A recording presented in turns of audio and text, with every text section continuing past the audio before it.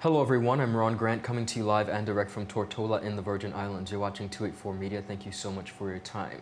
This week is being observed as Montessori Week worldwide. Joining us today is Sharia de Castro, the principal of the Imagination Academy, to break down what Montessori Week looks like, of course, explain to us the Montessori model and why you should consider it. Of course, this method has been used for over 100 years. We want to make sure that you are aware, the public, on what Montessori Week is all about. We'll be right back after a quick commercial break.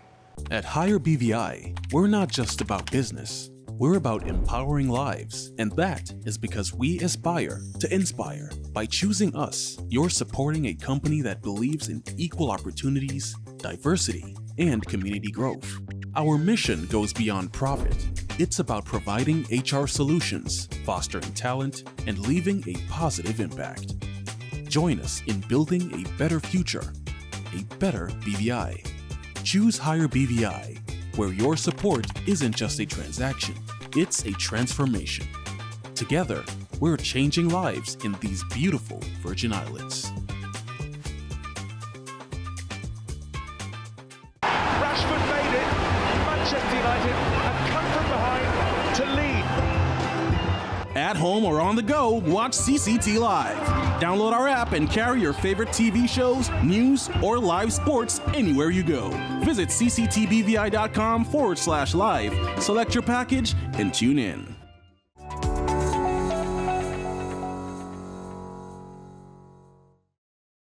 Welcome back everyone, and thank you so much for sticking with us. As promised, we're joined by the principal of Imagination Academy, Miss Sharia de Castro. Welcome to our platform and thank you for your time. Thank you for having me, Ron. It's an absolute pleasure. As I mentioned, this week worldwide is being observed as Montessori Week, a method of education that has transcended over 100 years. Tell us about that method. I think it's important to note that it's so much more than a method, that it's a philosophy, it's a way of life.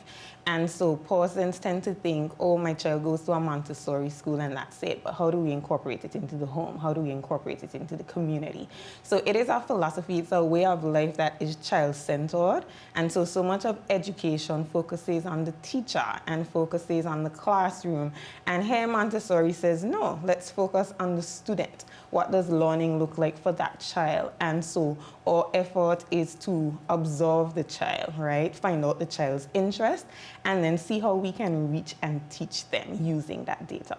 Understood. Now, what is the week going to look like for Montessori in the Virgin Islands? And so we are off on midterm break this week at Imagination. So our efforts are going to be primarily on social media. And so what we really want to do is show you the model in an innovative way. And so for us, that looks like sharing about Montessorians. We have Montessorians like Beyonce and so many others who will be showing for this week who had a Montessori foundation, and they credit that for where they have grown in their lives. And so that's what we're going to be showing. We're also going to be giving some feedback from students, why they love the Montessori method, what is their favorite material, and even from teachers to show how we've been, like for me, I've been an educator since 2012, but when I discovered Montessori education in 2016, it opened a whole new world for me. And so transitioning from traditional to Montessori, what has that looked like for me and what are the benefits that I've seen? Amazing. Why would you say it's important to advocate for the Montessori model and philosophy rather? Because even though it's been around for over 100 years, persons don't know. And even bringing it closer to home, Montessori ed has been in the BVI for over 20 years, but it's still not popular, it's still not known. And so I look at one of my roles as being an advocate for it. And so that means education. When I invite families up to the school, they sense my enthusiasm and my passion. That's the favorite part of my job. So I'm the founder of Imagination. I'm the principal, but I also teach. So I teach 4th through 6th grade. And the favorite part of my job, apart from, of course, teaching the children, is when families come up and I get to show them the school and advocate for the model. We had one just last week, and that family left saying, how do I sign up? They were so excited. And so getting to walk around, show the materials, but beyond the materials, show the impact on the children, that hits home for me. That's where it is. Exceptional. And I want to stay there for a second. I want to talk about the impact, because you have been able to have both the traditional and now the Montessori philosophy. What would you say is the most important aspect, the impact rather, for our children? I believe that Montessori education builds world changers, children who grow up believing that anything is possible. And so traditional ed might point them in the direction of teaching, accounting, lawyer. And Montessori education says, I'm going to teach you about animals and plants, and you may choose to become a botanist or a zoologist. So the opportunities are so far-reaching, and I believe children get to develop strengths that they otherwise wouldn't have had. And so I see it where children are blossoming, they're confident, they're independent. A huge part of the model is allowing children to go about their day and choose. So people often say, oh, those Montessori schools, the children can do whatever they want. They can do whatever they want, but there is a method to it. And so we call it freedom within limits. And so even though for a traditional school, the teacher is in front of the classroom, she's the center, she or he is the center of the classroom. In a Montessori classroom, you would walk into that space and you may not see the teacher because she's often tucked away on the floor giving a lesson, or on the table in a corner giving a lesson. And all you see is these busy children moving around in complete productivity, walking. And so that shifts the focus to the child, but it gives them ownership of their work. And so traditional school, math, then language, then we'll go into science. Montessori classroom.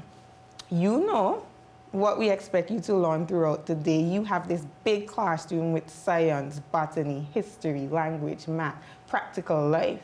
And they get to choose. They have a work plan at Imagination, and it says, okay, I want you to do this, this, and this throughout the day, but you can do it in whatever order you would like. Just at the end of the day, these things should be accomplished. And you have the freedom of choice to add on whatever else you would like. I know adults who can't hold themselves accountable for their days, and watching these little humans walk around the classroom and at the end of the day feeling that self-satisfaction of completing their day's work is beyond me. I believe that we're raising them for life, not just for school. Exceptional, and thank you for breaking that out. Exactly what you said. Tell me and speak to the traditional parent, the one that expects and perhaps feels as though if it's not in that traditional learning format, then their child might be at a disadvantage. Or like you said, they're just doing what they want. Because of course we have different areas of the spectrum, the traditional parent. We have 21st century parents like myself who may think a little bit different, but as a society, there is still a stigma and there is still a lot to be dealt with as it pertains to persons feeling that the traditional way of education is perhaps the only method. Speak to parents who might be of that mindset.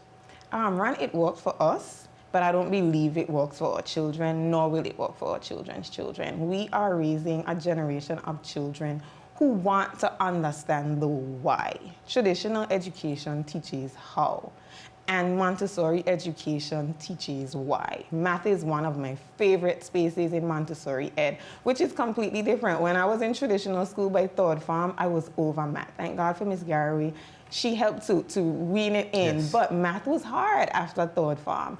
And now in Montessori education, I'm sitting with these materials, I'm teaching these children long division and algebra and volume and cubing and squaring, such complex math concepts, but because they have the materials to support them, they're excited, they're engaged.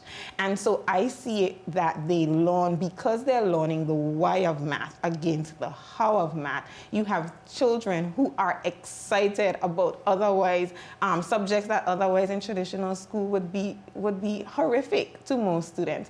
I get to see them learn in a way that's meaningful for them. And so to the traditional parent, I would say, look outside of the box and think about what do you really want for your child. A huge part of Montessori education is building practical life skills. And so we're teaching these children how to cook. They bake each week. They garden each week. They learn how to iron. They take care of the environment. We always say you have a right to a clean environment, but you have a responsibility to keep it clean. And so our children are the ones cleaning our shelves and sweeping the floor. They get excited using the vacuum to vacuum the carpets. Imagine if we had that ethos in our white community where children really understood the importance of cleanliness, and not only understood it, but were willing to take part in it. And so if we're talking about building the whole child, and preparing them for the world, Correct. then I think Montessori education is the way. Well, I want to wish you and your team a happy Montessori week, and thank you so much for coming and breaking it down for us. Thank you so much for having me. There you have it, ladies and gentlemen. We are celebrating Montessori philosophy worldwide. Of course, this method has been ongoing for over 100 years, and in the BVI, it is no different. Thank you so much for your time. I'm Ron Grant. Goodbye.